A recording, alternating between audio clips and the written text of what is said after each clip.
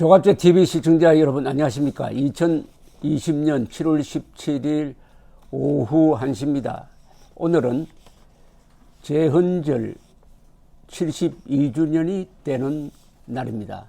대한민국 헌법은 국민의 특히 개인의 기본적 인권을 존중하는 것이 핵심으로 되어 있습니다. 헌법 제10조 모든 국민은 인간으로서의 존엄과 가치를 가지며 행복을 추구할 권리를 가진다. 국가는 개인이 가진 기본권을 존중하고 보장해야 한다.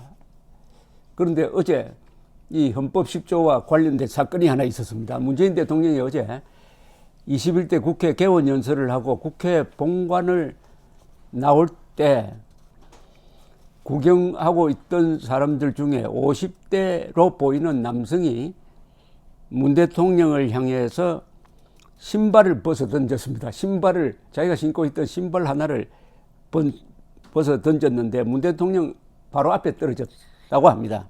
물론 맞지는 않았죠. 현장에 있던 경찰이 이 남성을 곧바로 둘러싸고 제압을 했는데 이 사람은 이렇게 소리를 질렀습니다. 가짜 인권주의자 문재인, 빨갱이 문재인을 당장 끌어내야 한다. 위선자 문재인, 또 북한 인권. 그러면서 잡혀가면서 문재인을 향해 던졌으니 그 사람 보고 고소하라고 이렇게 소리쳤다고 합니다. 흥미로운 것은 이 사람이 어떻게 처벌받느냐는 겁니다. 경찰이 좀 난감할 겁니다. 어떻게 처벌하느냐. 이런 행위를 우선 구두를 벗어 던졌으니까 뭐 사람을 다치게 할 목적은 없었고 좀 창피를 보이게 하려는 목적 또는 자신의 화풀이라고 보지 않겠습니까? 근데 그 사람이 말하는 주장은 우파들이 말하는 주장을 집약한 겁니다. 북한 인권을 무시한다. 그래서 가짜 인권주의자다. 빨갱이다. 공산주의자다. 뭐 이런 말은 우파 행사장에 가면은 흔히 나오는 용어입니다. 그런데 구두를 벗어 던졌다. 그럼 이게 처벌을 무슨 법으로 하느냐? 보통 같으면은 그게 뭐 사실은 연행거리도 되지 않죠. 우선 사람이 맞지를 않았으니까. 그런데 문제는 대통령입니다. 그런데 대통령도 국민입니다. 대통령에게 구두를 던지면은 유치장에 가고 대통령이 아닌 사람에게 구두를 던지면은 막 놓아준다. 이런 법이 있는 건 아니에요. 법 앞에 대통령이든 지게꾼이든 다 공정한 대우를 받아야 합니다. 여기에 적용될 법은 아마 이 경범죄에 해당될 겁니다. 경범죄 처벌법이라는 게 있습니다. 경범죄는 중범죄와 다른 말이죠. 조금 범죄는 범죄인데 그 정도가 약하다는 겁니다. 그래서 경범죄는 대부분 정식 재판에 넘기지 않고 구류 처분해가지고 유치장에 며칠씩 경찰 유치장에 가둔다든지 뭐 하는 이런 게 있습니다. 또는 벌금이 많죠. 벌금. 경범죄의 종류와 처벌이 자세하게 정해져 있습니다.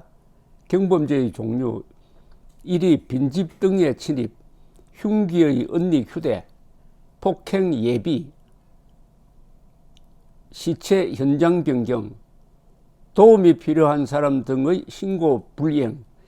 이거 참고로 한번 알 필요가 있습니다. 자기가 관리하고 있는 곳에 도움을 받아야 할 노인, 어린이, 장애인, 다친 사람 또는 병든 사람이 있거나 시체 또는 사산화가 있는 것을 알면서 이를 관계 공무원에게 지체 없이 신고하지 아니한 사람. 지나가다가 다친 사람이 있는 걸 보고 그냥 지나가면 안 된다는 거죠.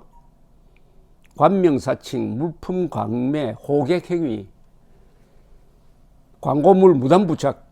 이거 걸린 사람 많습니다. 마시는 물 사용 방해, 쓰레기 등 투기, 노상 방뇨, 의식 방해, 공공기관이나 그 밖의 단체 또는 개인이 하는 행사나 의식을 못된 장난 등으로 방해하는 것, 단체 가입 강요, 자연 훼손, 타인의 가축, 기계 등 무단 조작, 물길의 흐름을 방해하는 것, 구걸 행위, 다른 사람에게 구걸하도록 시켜 올바르지 아니한 이익을 얻은 사람 또는 공공장소에서 구걸을 하여 다른 사람의 통행을 방해하거나 귀찮게 한 사람, 불안감 조성, 정당한 이유 없이 길을 막거나 시비를 걸거나 주위에 모여들거나 뒤따르거나 몹시 거칠게 겁을 주는 말이나 행동으로 다른 사람을 불안하게 하거나 귀찮고 불쾌하게 한 사람 또는 여러 사람이 이용하거나 다니는 도로, 공원 등 공공장소에서 고의로 험악한 문신을 드러내어 다른 사람에게 혐오감을 준 사람. 요새 문신하고 다니는 사람 많은데, 물론 문신도 뭐 아름다운 문신도 있으니까 여기 험악한 문신이라고 딱 했습니다. 그 다음에 한국 사람들한테 많이 적용되는 거네요. 음주, 소란, 공회당, 극장, 음식점 등 여러 사람이 모이거나 다니는 곳 또는 여러 사람이 타는 기차, 자동차, 배 등에서 몹시 거친 말이나 행동으로 주위를 시끄럽게 하거나 술에 취하여 이유 없이 다른 사람에게 주정한 사람. 한국 사람들은 이 술에 약한 사람들입니다. 술은 좋아하는데 술을 마셨을 때 그 분해하는 DNA가 부족한 사람이 많아요. 세계에서 술에 가장 약한 사람이 한국 사람인데 술은 또 좋아하니까 이 음주 소란 같은 여기에 많이 걸립니다. 인근 소란, 악기, 라디오, 텔레비전, 전축 등 확성기, 전동기 등의 소리를 지나치게 크게 내거나, 이것도 한국에서 많이 시비가 붙는 겁니다. 위험한 불씨를 사용하는 것, 물건 던진기 등 위험행위. 이 사람 여기에 해당될 것 같은데요. 다른 사람의 신체나 다른 사람 또는 단체의 물건에 해를 끼칠 우려가 있는 곳에 충분한 주의를 하지 아니하고 물건을 던지거나 붓거나 또는 쏜 사람, 여기에 해당할 것 같은데요. 근데 이걸 막 확대 해석해가지고 혹시 영장 신청을 하는 거 아닌지 모르겠습니다. 그래서 이번에 불려간 사람이 어떤 처우를 받느냐는 것은 한국 민주주의의 하나의 척도가 될 것 같습니다. 최고 권력자를 향해서 신발을 던져도 감옥에는 가지 않는다 하면 그것은 법치국가고 민주국가입니다. 그런데 감옥에 보낸다 하면 그것은 독재국가죠. 독재냐 민주주의 국가냐, 이거 시금석입니다.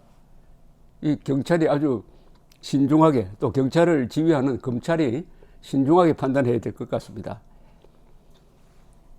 인공구조물등의 관리소홀, 위험한 동물의 관리소홀, 동물 등에 의한 행패, 무단소등, 이런 것도 경범죄 처벌법에 들어가는데요. 이 경범죄 처벌법 한번 읽어볼 필요가 있습니다.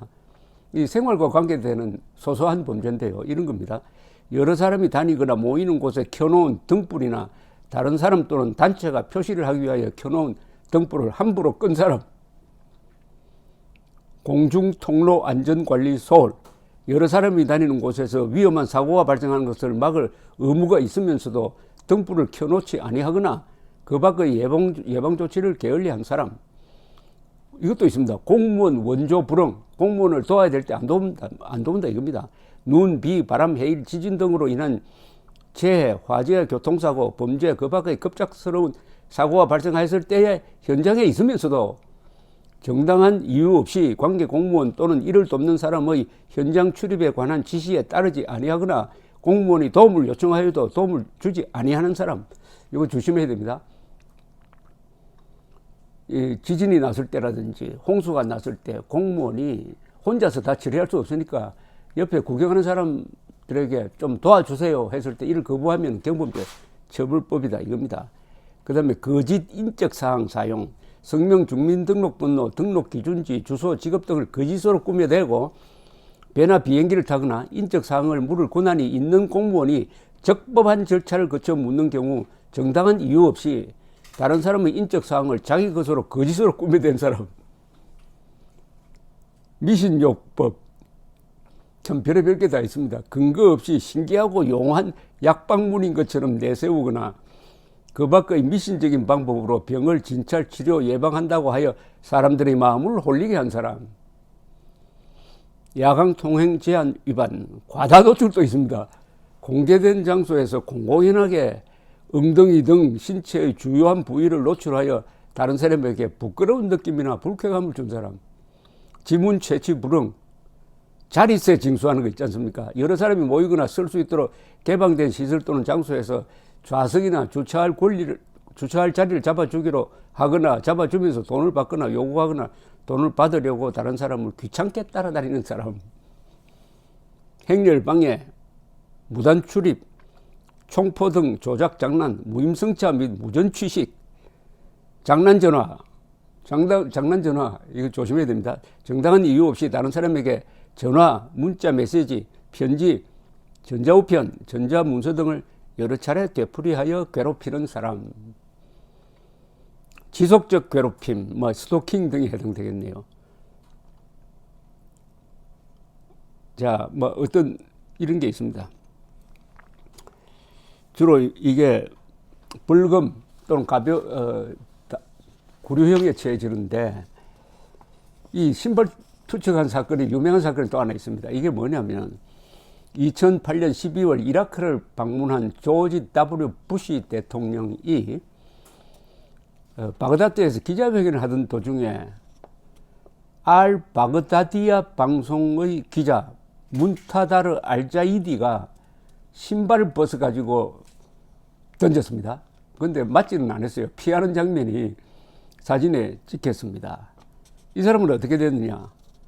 외국 국가 원수를 모독한 죄가 별도로 있답니다. 거기는 경범죄처벌법이 해당이 안 되겠죠.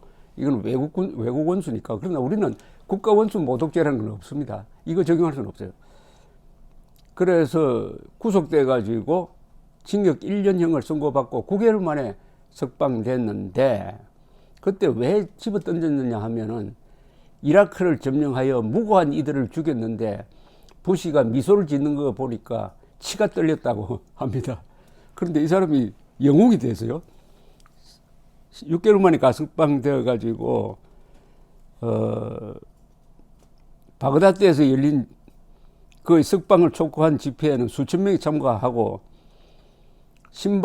문제의 신발을 $10,000에 사겠다는 사람도 나오고 신발 모양의 동상도 만들어 세우고, 그리고 이 기자는 그 뒤에 2018년이네요. 18년에 총선에 출마했다는 보도가 있습니다. 총선에. 그런데 당선됐다는 보도가 없는 거 보니까 당선은 안 된 모양입니다. 어제 있었던 해프닝은 민주국가에서만 있을 수 있는 것이고, 경찰이 처리를 어떻게 하는지 국민들이 지켜보면서 한국의 법치, 민주주의의 정도가 지금 몇 급이냐, 1급이냐, 2급이냐, 3급이냐, 그것을 알 수 있는 아주 흥미로운 사건입니다. 그리고 어제 문재인 대통령이 국회에서 한 연설에는 초미의 관심사인